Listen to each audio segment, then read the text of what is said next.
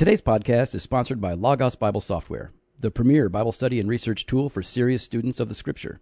To find out more, check out logos.com/docanddevo. And by using the promo code docanddevo7, you can get Charles Spurgeon's commentary on Philippians for free.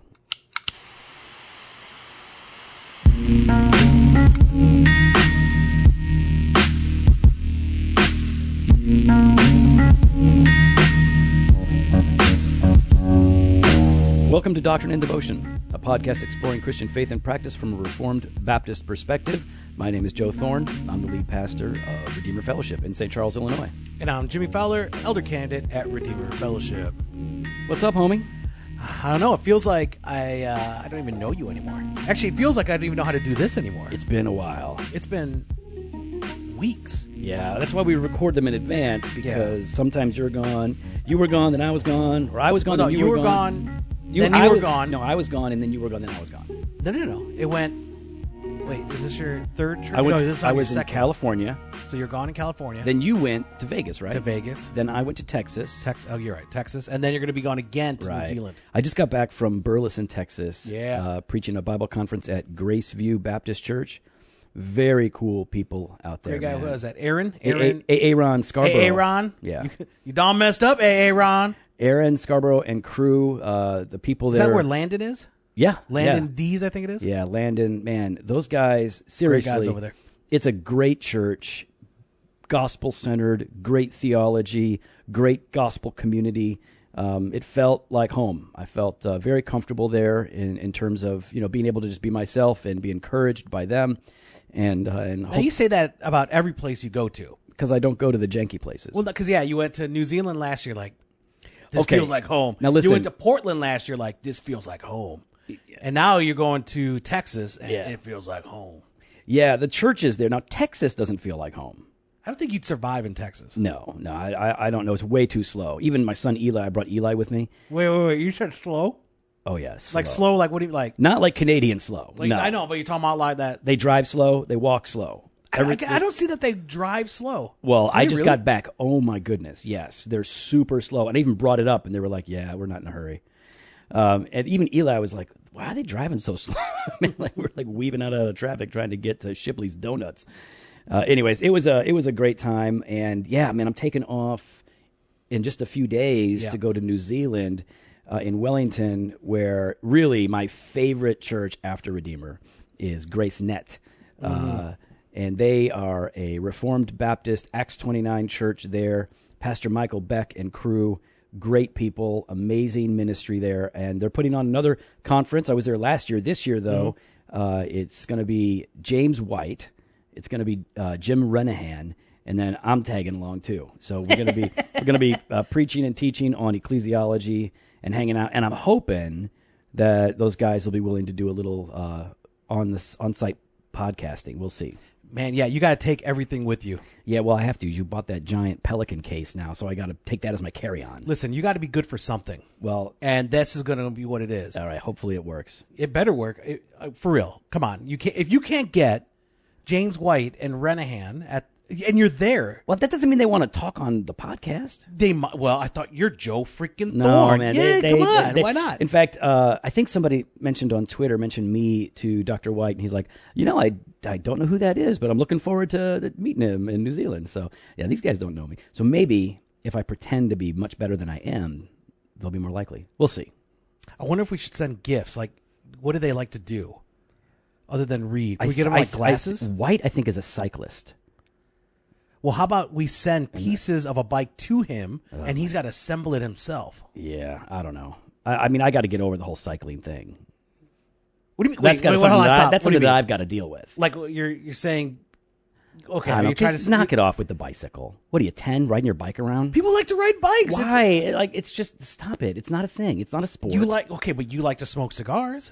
Yeah, but I'm not saying it's a sport, and I don't wear a fancy outfit to get on it. Yeah, you wear fancy outfits when you head to the cigar lounge. No, yes, I don't. you do. I don't have a smoking jacket. You wear your black shirt with your jeans and your one shoes with heels on them. All right, that's what I wear every day. I'm So just that's saying. that's not. I don't wear a special and then when you went to, smoking then when outfit. you found that one jacket, the army jacket, Yeah, I found then that you in the started, missionary barrel. and then you started wearing that to the cigar shop. I wear it all the everywhere. time. I don't just wear it to the cigar shop though. Oh, you wore it there. Then you were trying to tell people that you served and No, they you're give you lying. free cigars. Stolen valor. I don't do that. That's crazy. Joe. Don't believe Jimmy. That's how I actually met Joe. All right, all of this, your lying is a good illustration of what we're talking about today. What we're talking about today, Yeah, what are we talking about on the podcast? we are talking about total. Sorry, I had to look at my. Sorry, someone just sent me a message. Okay, why are you on your phone again? Because I like being on my phone. What was it? You know what? I can't pronounce this. Kayaski.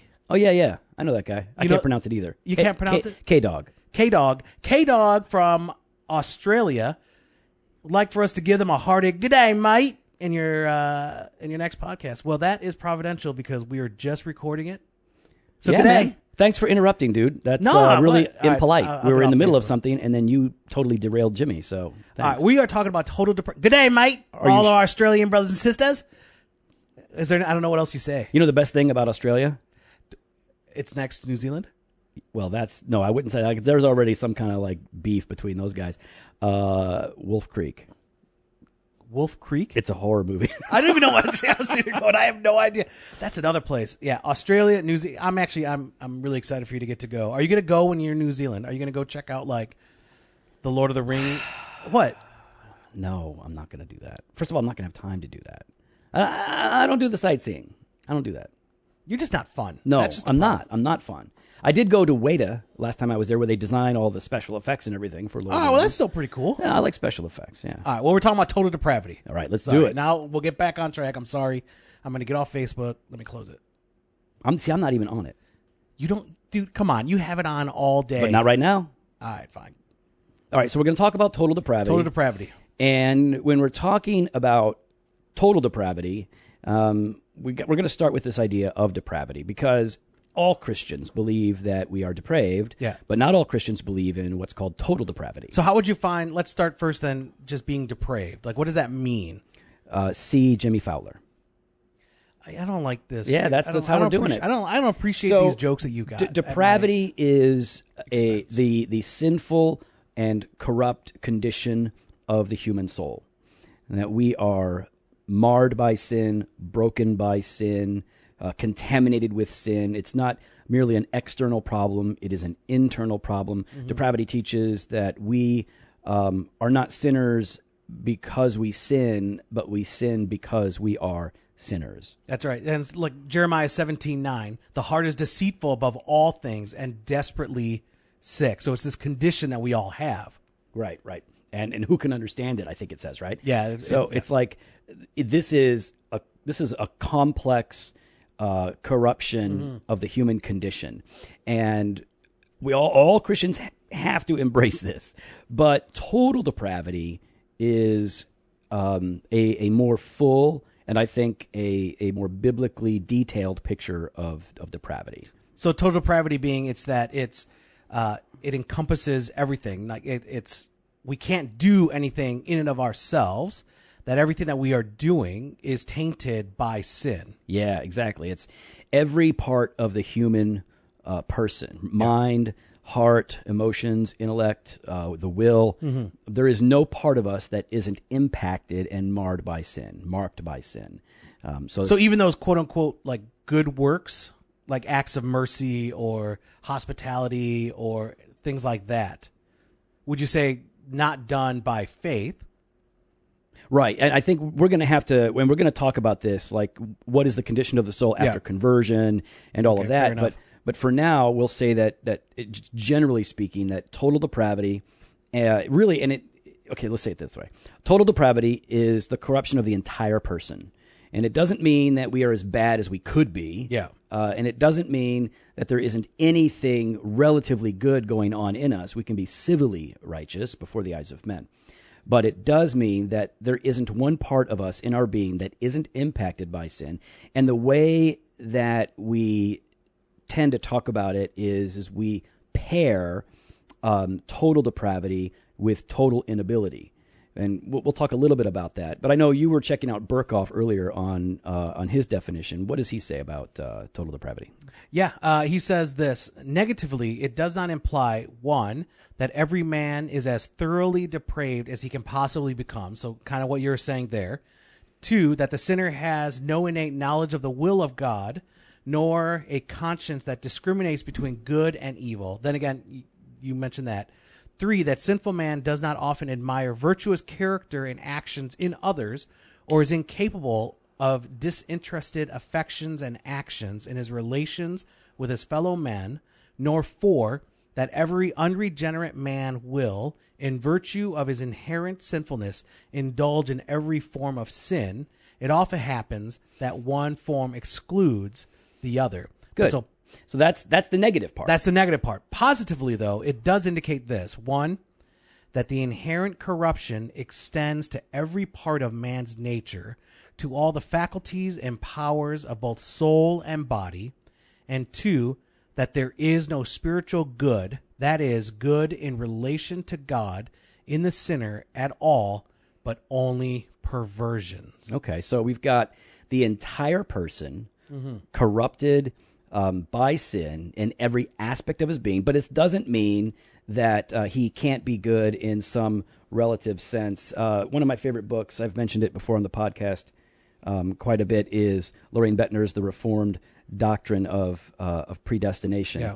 And he writes a lot about this and gets into total inability, this idea that we are totally depraved, and as a result of this, we are totally incapable of doing certain things. That's right. And I don't know if I'll read that one or not, but what does Burkhoff say on total inability?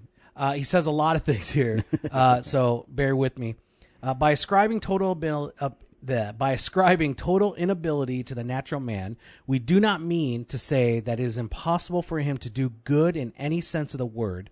Reformed theologians generally say that he is still able to perform one, natural good, two, civil good or civil righteousness, and three, externally religious good. It is admitted that even the unrenewed possess some virtue, revealing itself in the relations of social life, in many acts and sentiments that deserve the sincere approval and gratitude of their fellow men, and that even met with the approval of God to a certain extent. At the same time, it is maintained that these same actions and feelings, when considered in relation to God, are radically defective. Their fatal defect is that they are not prompted by love to God or by any regard for the will of God as requiring them. Good. When we speak of man's corruption as total inability, we mean two things. One, that the unrenewed sinner cannot do any act, however insignificant, which fundamentally meets with God's approval and answers to the demands of God's holy law. And two, that he cannot change his fundamental preference for sin and self to love for God, nor even make an approach to such a change. In a word, he is unable to do any spiritual good. So that's a really good, and I don't even need to read Bettner. That's a really good definition, a helpful explanation. So, I mean, some people think of total depravity, and the way that some Calvinists today talk about total depravity, it sounds as if we are nothing but evil beasts apart from the Lord and apart from his regenerating grace, so that there is absolutely no good in us. But there is some relative good. There are some things that we do that are praiseworthy among the people of the world. Yeah, like when we're, like, again, with those acts of mercy and hospitality, there are lots of, here's the thing. There are a lot of non-believers that treat people with more respect and dignity than those in the church do. Yeah, I've seen it. You know, like we see them, they treat them well, they take care of them, they clothe them, they feed them, they, excuse me, they seek for their betterment. And that we should be praising that, because to some degree, you know, that there right there is the love of Christ being shined forth through this unworthy vessel. And unwilling. They're not even interested in it. It's really when we do good deeds, Yeah. right? Relative good deeds. The civil Yes, good. civil righteousness. Even with mixed motives, and when it comes from corruption in the heart, those good deeds that we do are still a remnant of the image of God in people. So it's something that you can see, something that we can point to and say, wow, that's good. And like my father, before he was converted, was naturally just a very kind man. He was always honest. He was a business owner. He never stole, never ripped anybody off. He would go the extra mile to be a good employee. He would cut people breaks. And in fact, when he started coming to church off and on when I would be around, I remember one time we were walking back to the parsonage. This is when I pastored in Kentucky. Okay. And so we were walking back to the parsonage. My mom and dad were in town for a visit. And my dad said, every time I hear you preach, you make me feel bad about myself. And I don't think that's fair. And he would, because he recognizes, like, wow, like I know a lot of people. I know a lot of crooks. And I know people that have been caught for things and spent time in prison. Yeah. One of his close friends was busted by the FBI and went to jail, and not for white collar stuff. And so he knows, like, wow, as I stand among my peers, I don't do the things that they do. Mm-hmm. I don't get drunk. I don't do this. And he was like, you make me feel like I am bad. And so we had this nice discussion about civil righteousness versus real righteousness.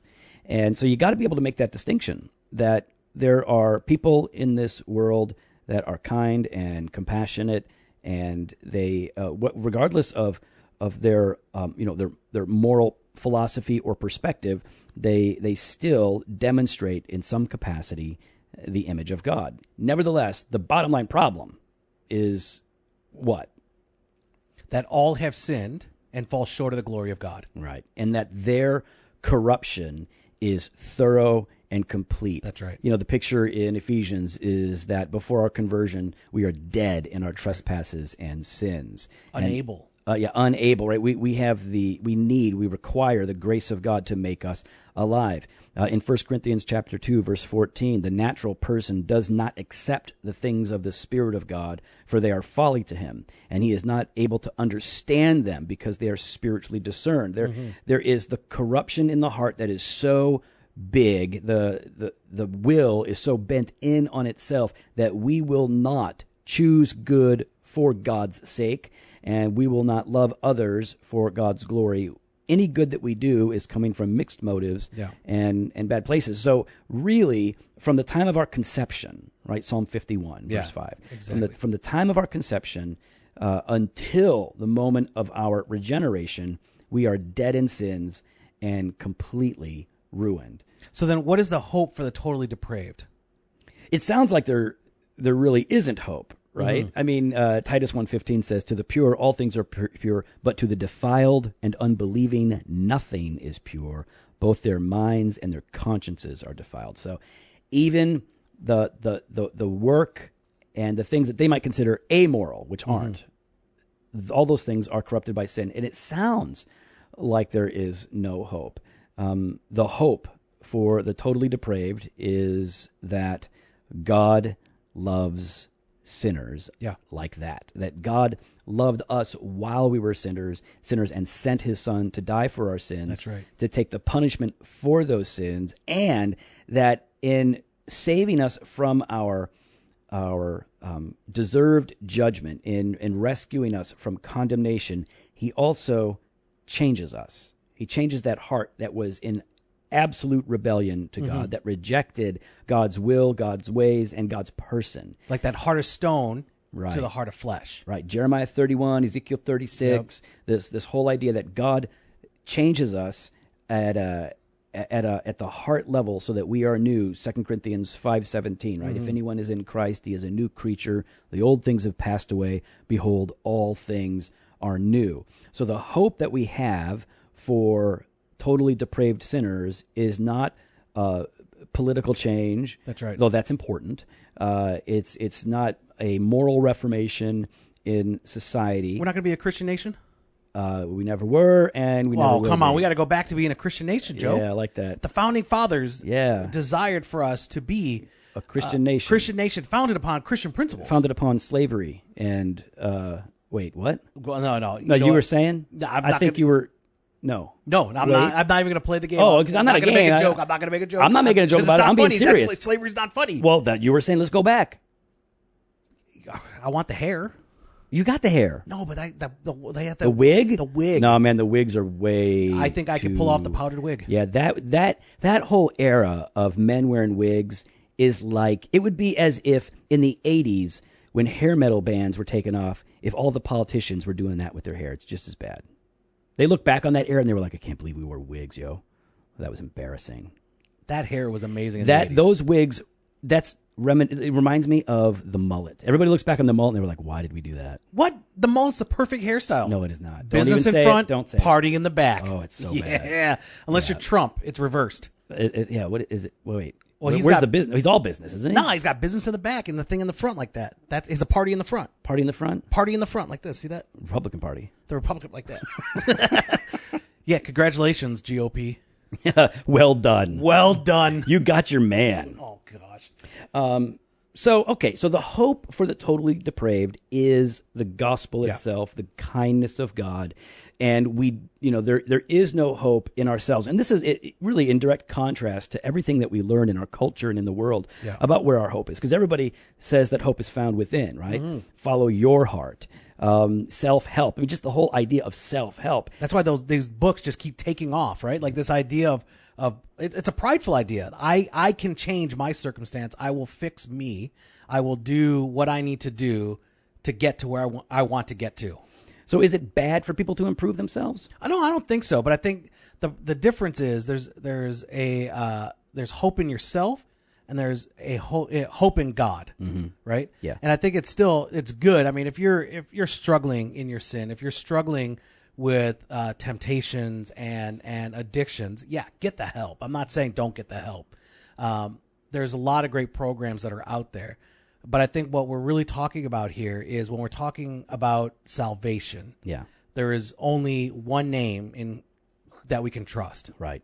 So it's good for people to stop wasting their money on gambling and ruining their family or alcoholism or porn addiction, and you don't need the Holy Spirit to stop doing those things. People stop doing those things without the aid of the Holy Spirit. That's a moral reformation, and we want people to do what's right and to not do what's wrong. But the greater good, the more important thing for them is to experience a true inner transformation, not just behavior modification. Exactly. But a true transformation of the soul that happens by the grace of God. And we'll talk more about that when we get to irresistible grace and the doctrine of regeneration. We'll spend more time on that. I think Tripp says that. Paul Tripp says that somewhere. PT? Sorry, PT. My man PT said... Mustache. I must ask you a question. There it is. Like, why do you set me up like that? I can't resist. But no, I think he talks about that. Like, it's not about behavior modification, but heart transformation. Right. And he also gives the analogy of apple nailing, Wait, what? Apple nailing. You never heard him when he talks about apples? Like apple nailing? Yeah, he calls it apple nailing. Okay, from a distance, let's just say you got a tree. You got this tree and it's not an apple tree. It's just a tree. It's just a tree, but you want... It's like an oak tree? Whatever, it's an oak tree. Okay. And you want it to have apples on it. All right. So you just sit there. It can't. Well, it can't, but people, his analogy is you could sit there and you could nail all these apples into it. And how would you nail an apple to a tree? With a hammer, sir. No, but that doesn't make any sense. The apple would split and it would fall off. I am just going to talk. Paul Tripp is a treasure. I agree. No, I like Paul Tripp. I just don't understand how do you nail apples? No ever works perfectly. You know it. All right, so stop it. You hang them from a tree. You Fine, don't let's nail just them. say that. Okay, you hang them from a tree. All right, good. There you go. So from Christmas ornaments, like Christmas there ornaments. You go. From a distance, it looks good. My analogy's better now. I just improved Paul Tripp's analogy. Go ahead. Congratulations. You did a great job. So you hang these apples from a tree. You hang these apples. From a distance, it looks good. It looks appealing. But as you get closer, and over time, you see that they're just dead because there's no life being given to them. So there's no fruit that's being produced. Okay. And that's the idea of behavior modification is nothing more than apple nailing. It's just outward behavior modification with no inward transformation. Apple nailing. Apple nailing. Okay, I get it. I like it. It's you don't nail it. How would you? And where would you nail it to? Why you get all You're hung gonna up? nail it to a little branch? You can't do that. You'd have to nail it to the tree trunk, and then it wouldn't look like an apple tree. It would just look like some cancerous, tumorous tree. It would be weird. You know what? I'm why are you agreeing questioning with Paul Tripp? Okay. Why are you? So if the world is totally depraved, we understand that the whole world is caught up in sin, dead in sin. Yeah. By nature, we hate God. We don't seek God. Romans 3, quoting the Psalms. There is none that does good, not even one, when we're talking about our goodness in relation to God. And that can have, and that should have an impact on how we view the world. But so I would say first, I got a couple thoughts on that. How should we be viewing to the totally depraved? One, we should not. Yeah, talk about how we shouldn't view the world. Let's do that. Okay. Because some people get this way wrong. They get this way wrong. They view it as a cancer to be cut out or separated from. So you got those in churches that refuse to engage with the culture around them out of this fear, quote unquote fear, that it's going to somehow spread to them. Like it's a contagion. It's a contagion. Yeah. I don't think that's biblical. I think that's completely contrary to what Bad Scripture company tells corrupts us. good morals. Boom. Okay, boom. But you could still, there's ways of healthily? Sure. Healthily, is that the right, did I pronounce it right? All right, healthily engaging in the culture around us. Yeah, totally. So I'm saying don't remove yourself from it. I think secondly, don't, I guess I'm going to say positively, pray for them. Yeah. Like actually seek their good, because Titus 3:3 says this: "For we ourselves were once foolish, disobedient, led astray, slaves to various passions and pleasures, passing our days in malice and envy, hated by others and hating one another." Yeah. You were in that position before. That's right. You did not know Christ. You did not love God. So quit looking down upon them. Right. Pray for them, love them, care for them, seek their good. Ultimately, seek that they would know Christ and his love. So, not to be judgmental in a harsh way. That's probably the best word. And Paul says, right, I'm not judging the world. We judge people in the church. Like, these are our people. And so we exercise a kind of judgment on one another. The world is already judged. Yep. And so that's just not our place. And I think what you're talking about and what you quoted is beautiful because, we have a lot in common with them. Yeah. We're not better. We've just been rescued. And it doesn't mean that we haven't been changed. We have been. And we need to talk about that. But this idea that we look at the world with utter disdain and we just kind of look down on them is not what Jesus did. That's right. And it doesn't model the love of God for those sinners. Yeah, I agree. So I like that. I like that a lot. So we should look at them with compassion. Yep. As people that have been there and understand that, with the hope that they would come to know Christ. Cool. What about Logos Bible software, though? Yeah. Did you use it today? I use it every day. But did you use it today? Yes, I used it today when we first got together. Well, first of all, this morning, and then when we got together, we're like, hey, let's talk. So here's the thing, guys, is we throw a lot of Bible verses out there, and we throw a lot of things. Part of our minimal preparation is Logos.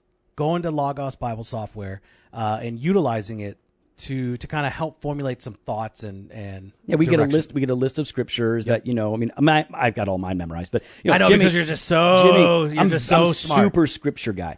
And did you call yourself super well, Bible guy? Answer Man was already taken by some other proud guy, so I thought I can't take that one, so I'll do super scripture guy. All right. No, so absolutely, it gives us a number of references, and in case we're not pulling things from mind, and it's helpful. Logos Bible, listen. Now, they pronounce it logos, as in, like logos, logo, yeah. But that's not how you're supposed to pronounce it. No, so really, here's the thing, though. For a premier Bible software that prides itself on being able to help you with the original languages. They're the best. But then you can't pronounce one of the words correctly? Logos? Well, maybe that's their way of engaging the culture or a cultural accommodation. They're trying to make it easier, because maybe people look at that and they look at it and they say logos. Maybe they're just trying to make it easier.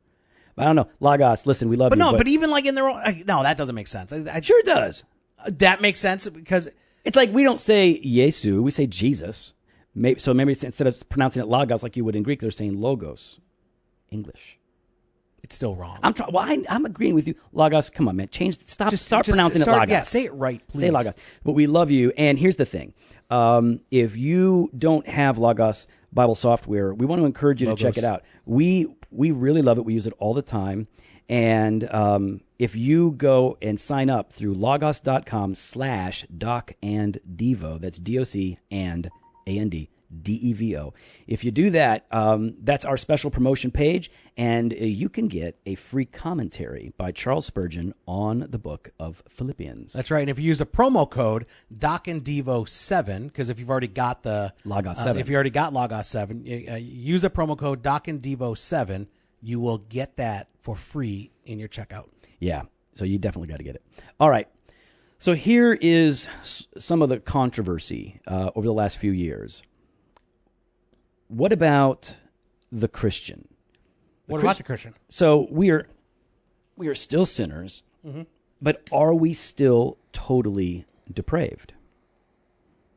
I know that back in the day when Tullian Tchividjian was in ministry and writing about this stuff, he would say, well, in some ways we are, and in some ways we aren't, and then other people would say, like, no, we're not. What do you think? Is the Christian totally depraved? Is the Christian totally depraved? Yeah. Yeah. So explain. Explain. I think, what's that? I don't know how to pronounce it in Latin. Because you just said that totally depraved means that no heart for God, no love for God, can't do any spiritual good. Because I'm talking about simultaneously sinner and saint. Well, simul justus et peccator. Okay, the yeah, doctrine because of I can't pronounce justice. I can't No, pronounce it's fine. I'm these just saying, things. like the doctrine of salvation, meaning that we are saved and made saints, but yet we remain sinful, doesn't answer the question if we are still totally depraved. Are you smiling over there? I don't like you smiling over Well, there. Because I know you guys, I feel like I'm smoking an amazing cigar. It's really good. That's why I'm smiling. So is the Christian totally depraved? What says the fofo? What says the fofo? Yeah. No, Dude, why when throw it? he repeats the question, that means he's thinking. I am thinking. I'm That's all good. thinking over because Well, I felt like I had the right answer, but So apparently here- I don't. Anytime I have to answer a question, I start thinking, is there a way in which we are, and is there a way in which we aren't? Why don't we start with that? Is there a way that which we are and a way in which we are not? Totally depraved. Totally depraved. You're killing me. Well, let's say it like this. Does the Christian have a new nature? Or does the Christian have the same nature that he had before his conversion? New nature. New nature, right? Yep. So new heart, new nature, new desires, new loves. Mm-hmm. Do we now do things from a different place than we did before our conversion? When only done by faith. Right. So we now can do things by faith Yes. for a love for God. And so we are not totally depraved because we are not totally incapable anymore. God has completely changed us. Mm-hmm. But, and this is what you were getting at, because you're right in that, nevertheless, there remains in us this principle of sin, which means that even our best works are still marked by sin. Yeah. Even when it comes from faith, they are imperfect. They are not yet meeting to the full standards of God. But the difference is... Until glorification. But the difference is that now they stem from faith. Yeah. And they're accepted by faith. Yeah, and so God accepts them because they are done in faith. Without faith, it is impossible to please God, we're told in Hebrews. And they are perfected by Jesus. So sin still marks and mars our works, but they are now coming from a completely different place. So are we totally depraved? I mean, I asked the question like that because it's not an easy answer. Like I said, some people would say, well, we are and we aren't, and here's the difference. And other people would say, no, we're not. But here's how we And yet we're still understand it. marred. Yeah. So, and I think popularly Christians talk about it, and they'll say like, oh, well, we're still totally depraved. Like new Calvinists are quick to say, yes, we're still totally depraved, and they don't mean that we're totally unable. Yeah. They just mean that sin still clings to everything. Yeah. And so, yeah, that's right. But to use the word, usually total depravity is referring to the pre-converted Pre-regenerate dead soul, right? So I would say we're not totally depraved, but as believers, and yet sin still clings to everything. Maybe if you're saying, well, if total depravity only means that sin impacts every part of our being, then maybe. But even then, we have a new nature, and we have a new heart, and yet it's interacting with the sin that still clings to us. So it's a little more complicated. So then, how does this doctrine impact our experience and also our practice? Well, experientially, you already hit on it, Jimmy, that you don't mind if I call you Jimmy, do you? Everyone calls me Jimmy. What are you talking about? Why would I not? I said your name, and I was like, why did I say his name? It's weird. So, Jimmy, let me tell you something, Jimmy. Like you already said, it should make us humble because we didn't claw our ways out of it. We didn't read a self-help book. We didn't put on a new discipline, God reached down and changed us. He made us what we weren't. He made us alive. Exactly. And he gave us every spiritual gift in Christ, and one of them is a new heart and a new mind. And he now has enabled us and freed our will from the bondage to sin so that we can exercise faith and obedience, though not imperfect. So humility is one thing.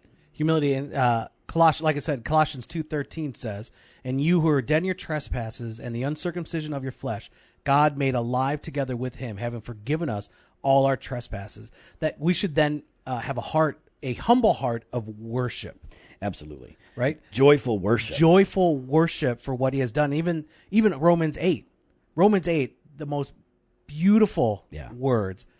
There is therefore now no condemnation for those who are in Christ Jesus. None left. None left. All been taken care of, been atoned for, and we now receive the righteousness of Christ. The perfect obedience of Christ is now credited to our account. That great exchange that Luther talked about. All right, before we answer how it impacts our practice, okay, I just got a text. Now, I'm not looking at my phone. This popped up on my screen. Oh, here we go. Got a text. But listen, this is important because this is a special guest that's going to come in and record with us tonight. Oh, yeah. This guest is smart, yep, godly, yep, and very pretty. She is very pretty. And Wait, yet, whoa. At the same time, I'm saying she's pretty. Yeah, no, I'm saying she's very pretty, and yet she has poor judgment. She's poor judgment. She has poor judgment. Poor judgment. I thought you said poured. No, like the Lord poured judgment. on Israel. No. She's got poor. I think she's pretty wise. So here's the thing. She's not. I got to tell her right now. Hang on. She's like, I can head over there. If you have not figured that out yet, we're talking about Jen Thorne. Oh yeah, we're talking about Joe's wife, my lady, my baby, who is amazing woman, and yet with all that, she has that. Well, that's a depravity. Oh no, maybe it's mercy. Maybe it's mercy. Like she flirted to convert, like she's trying to help you? No. But she had mercy on this poor, miserable sinner and go, he's all right. And she married me. All right, so hang on. I mean, just tell her, okay, not yet. I'll call after this episode. All right, now we're good. All right, so... coming up soon, Jen Thorne. Actually... It'll be the next one, won't it? No. Oh. No. It'll be a week from today. Okay. Whatever it is. It'll be a week. It'll be the following week. It'll be on Monday? It'll be on Monday. Okay.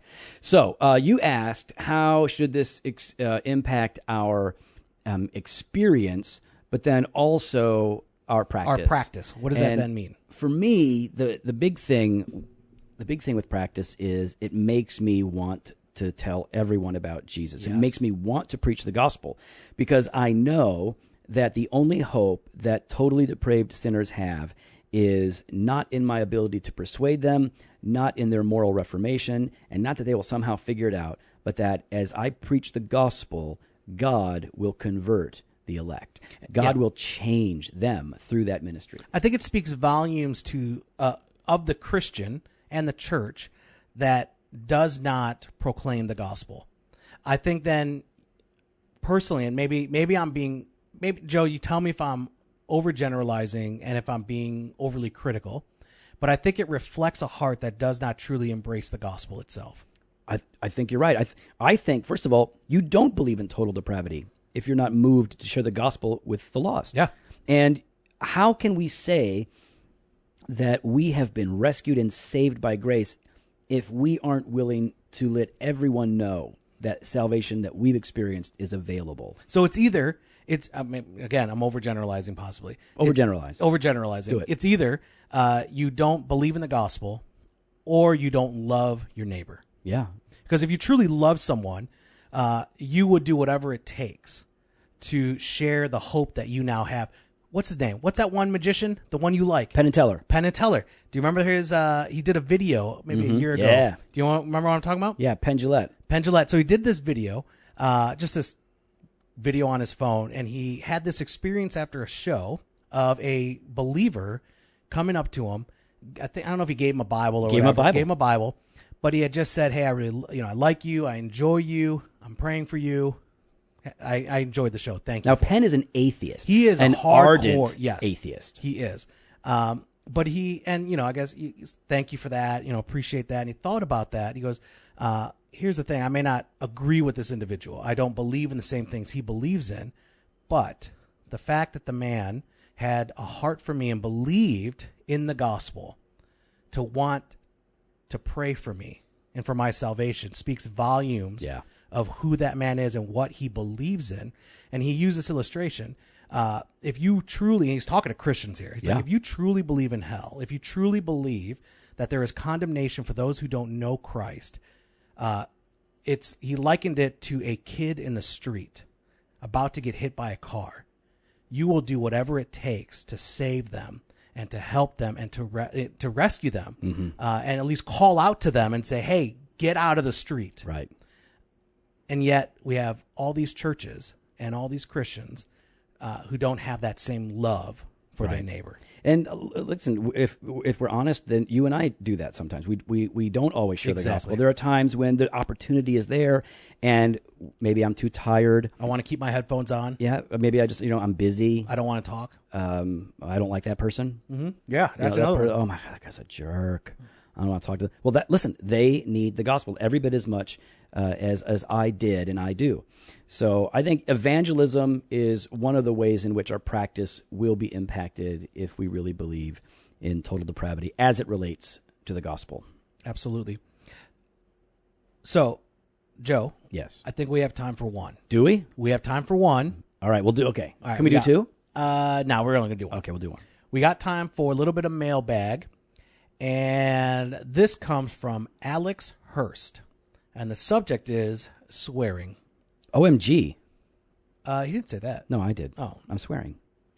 Oh, my goodness. That's what I meant, though. Yeah. All right. He goes, what are your guys' thoughts on Christians swearing? Also, your thoughts on Kings Kaleidoscope's use of the F word on their new album. I love the podcast. Keep up the great work. Sole Deo Gloria. Alex. Wait. What's the F word? What's he talking about? You know what? I'm not saying the word. Use of the F word. Forgiveness. For fundamentalist? Fundamentalist. Yes, that's the F word he's thinking of. Fragile. I'm not going to. I don't even know what is it. What you know what it is? No, I don't. Stop it. I'm not saying it. Farfignugan. I'm not saying it. Just go ahead and say it. No, I'm not. If you say it right here, I won't tell anybody. All right, ready? Yeah. Beep. All right, so you want to go first? I'll let you go first on this one. All right. I think let's just deal with the swearing. Okay. Potty mouth, bad words, F word in particular, F word, A word, B word, C word, S word, whatever. Words that are not edifying. Right. Well, there's a lot of words that aren't edifying, and then there are these words. These like fundamentalism. That's not an edifying word. It's not an edifying movement. It's just a word. So there are some words that are deemed by culture and common usage to be repugnant or offensive or inappropriate or socially violent, some people might even say. Now, I think that there are some words that Christians should never use because they serve no proper purpose. And I think that there are other words that might make sense in a particular context while not working in another context. No, I agree with that wholeheartedly. I mean, the last leadership lab where I had spoke at, I'm not going to say what I said, but apparently I said this phrase over and over and over again. Yes. And in Canada, where I had been for 10 years, no one would have batted an eye at that phrase. It meant something totally different. But apparently it was incredibly offensive to the point where, like, the first comment that was made was, all right, if there was one thing that Jimmy said that you would say, don't ever say that again, what would it be? And everyone said the exact phrase at once. And I was sitting there going, what the heck's going on? I have no idea why this is bad. So, yes, I understand. So culture plays a role. Context plays a role. Exactly. So, look, swearing in general is just kind of weak. You know, it generally means that you're not very articulate, or at least it can mean that you're not very articulate and you can't communicate very well. So I think swearing in general, not cool, not helpful, and know your context. So, I'm going to talk differently to my wife than I am to my kids, than I am to Jimmy, to a group of guys versus a mixed company. And even from the pulpit, I talk differently in different contexts because different context warrants different words, at least at times. So overall, I would say knock it off with the swearing. And but I would also say that when the Scripture warns us about our speech, I think swearing is the lowest rung of application. Yeah. It goes much bigger and much deeper than that. There are so many Christians who would never swear, who use their words for evil, who are backbiting and divisive, and they have a way of smiling at you and not swearing, but really kind of swearing at you. Yeah. So I think it goes much more beyond that. But in general, you have speech that is edifying, that is encouraging, that properly rebukes without distracting. When it comes to Kings Kaleidoscope, I love the band Kings Kaleidoscope. And I know that they use the F word on their album. On one level, I don't think it's the end of the world. Some Christians were acting like this was going to bring about the great rebellion that we read about in Thessalonians. And look, I think... I thought we were all about to be raptured. So it's I get what they're going for. I understand the frustration. And by the way, it's nothing new. The band Extreme did this decades ago, and they did it better, in my opinion. I don't know what that is. So it was a band with a lead singer who was a professing Christian. And in dealing with his frustration with sin, he used the same word. So this is nothing new. I would just say, there's a difference. I think the F word in particular, it has different uses. There's an adjectival use, which is how they used it, right? And, this is so effing hard, or this is so effing disgusting. And that, I think, is, inappropriate in a lot of ways, but that is not as bad as using the F word as a verb, how you would engage in relations with another person, another woman. I think that's even worse. And so I'm a little bit less concerned, I guess, about people using the F word. I don't use it, but I guess I'm concerned about it. Do you also think in this case, maybe I'll talk about, maybe it's a different subject, but a creative license here? Because there is some art that is, this is an art form. This is something that they're trying to present, and they obviously chose that word very carefully and how they were going to use that word. Right. So, I would give them the benefit of the doubt that they did not labor over this decision for some time, and that they have what they feel is a good reason for it. Right. It doesn't make it right. No, exactly. But I'm just saying, be charitable, give them the benefit of the doubt. Totally. And here's the thing. Like, is your use of a word helpfully provocative, or is it unnecessarily distracting? Yeah. And I think in this case, it's unnecessarily distracting. I think they could have communicated just as well or even better without that word. They might disagree. But in the end, I'm still a Kings Kaleidoscope fan. Kings Kaleidoscope, and I just I don't freak out about it. But I would say they could have gone a better way. So, Joe, as we're talking about total depravity, are there any books that you would recommend? For faux show, I would definitely recommend The Reformed Doctrine of Predestination. Okay. That's a really good book that touches on this very well. And I know what you're going to recommend. I don't even have to. Yeah, of course I am. Burkhoff. I am going. What? Burkhoff? Yeah. Oh. I thought you were going to recommend a different Theo. Which one do you think I was going to do? I don't know. I just thought you might go with a different one. Well, or a more popular one. No, I'm not going with it. No way, Wayne. Come on. What's wrong with you? Of course I'm going with Burkhoff on this. I love his how he handles this subject. Yeah, man, it's really good. And then there are some practical books out there. Let's see if I can remember the names. There are some practical books that deal with this. Okay, it's a bad title, but it's a great book on killing sin. It's by our man Brian Hedges. Okay. And the book is called License to Kill. Like License to Kill Your Sin? Okay. It's a little... cheesy? It's a little cheesy. I'm sorry, Brian. But who's the publisher? Cruciform. Yeah, that answers it.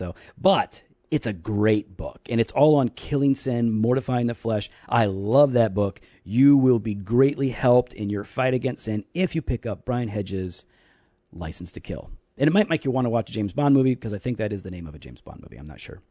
So now, what about music? There's been a lot of music. We talked about King's Kaleidoscope, but there's a new album out there that I think everyone needs to get. I don't think he uses the F word. That's pretty good. I'm pretty sure he does not. Man, Sho Baraka's new album, The Narrative, Yes. is easily in my top 3 albums of the year. There's no way anybody's going to come and kick it out of that. It may be the best album of the year, though. Josh Garrels is coming out with a new one soon. We'll talk about that later. Okay. Sho Baraka, The Narrative, get that. Put out by Humble Beast. Oh, man, listen. They haven't released one like this. This is such an amazing... Yeah. I mean, all their albums are amazing, but this is so unique and different. It is a hard album in many ways. It addresses really hard topics, but it's also fun. It's encouraging. It's educational. I absolutely love it. You got to get it. And as a side, don't stream it. I mean, you can Go buy it. Go buy it, because just so you know, the artists themselves don't really receive much if you stream it. You can even download it for free at Humble Beast. You can exactly. But if you want to help them out, go to iTunes and buy it. Absolutely. Go to Amazon and buy it. Just get it. You get lots of free music, right? That's like, right. I know you all got like your Apple Music, so you pay a monthly fee and you get everything for free. But if you want to support an artist creating something really good and powerful, please buy it. And then there's another thing. The Shaws are some people that I met online. I have no idea. I've not heard this one yet. Yeah, man. So the Shaws... The Shaws, like, is this like a family band? Like, where they tour around? Yeah. So Wait, actually it is? You remember Mbop? Remember that? Mbop, chicka bop, lapatop, boo bop, chicka bop. Yeah, that one. Yeah. With those little kids with the long hair. Yeah. It's not like that. I was like, man, you listen to this? What is this? Stephen and Lauren Shaw. It is a family. Yeah, it's a husband and wife. He's got the big beard and all the tattoos, and she's way too good looking for him, just like all of us. They are amazing musicians, singers. They're very big into orphan care and adoption. In fact, they just adopted their little baby. Man, I'm drawing a blank on the name. Listen. Go and check them out. Go to theshawsmusic.com and pick up their album. It's really good. And I believe, by purchasing this album, it helps with adoption care, and it might even help them. It's very expensive to go through the adoption process. So check out the Shaws. Really good music. Their album that I've been listening to is their official album. It's just called The Shaws, and you can get that on Bandcamp. We'll have all the links in the show notes, so be sure and check that out. And speaking of adoption, we're going to be talking about that soon. Yeah. We want to share just our heart in that, and our church's heart. For adoption. We have several families here that have adopted and are adopting, and we want to get in on that and share. Exactly. Big thanks to Justin Bond of J Bond Media, the audio and visual wizard of Doctrine and Devotion. If you've got any audio and video needs, I know some of you have already been contacting Justin about that. Follow up. He ain't got time for them. He's too busy. He's with us. He's with us. We're willing to share him with you. I don't want to share him. We're going to share him with you for a nominal fee.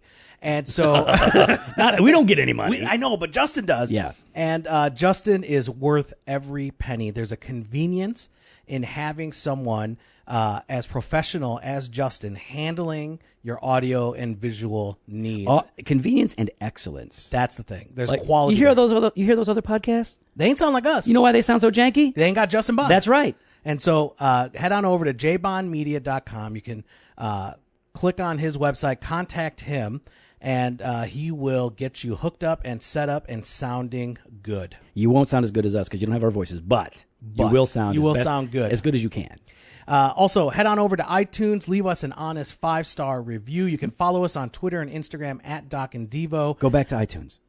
Dude, I went back and we've got like over 200 reviews now. I have not checked in a while. It's like the most encouraging thing. Really? Like, you're so I usually kind. only go on there when I'm having a bad day. You should, because, man, you guys are so kind, so encouraging. Thank you for doing that. So please leave reviews, not just on iTunes, any podcasting platform, but iTunes is the most popular, so that's helpful. Again, follow us on Twitter and Instagram at Doc and Devo, or on Facebook /Doctrine and Devotion. You can head on over to doctrineanddevotion.com, click on the Contact Us page, fill out the form, and you can send in your comments, your ideas, your suggestions. You can give us your feedback. If it's terrible feedback, we're going to go ahead and make fun of you. Also, tell a friend. If this podcast is encouraging to you and it's edifying and it's worthwhile, please pass that on to others. Fresh Pod every Monday and every Thursday, and we throw in bonus episodes every once in a while. Be on the lookout. So check it out. We'll talk to you soon. Later.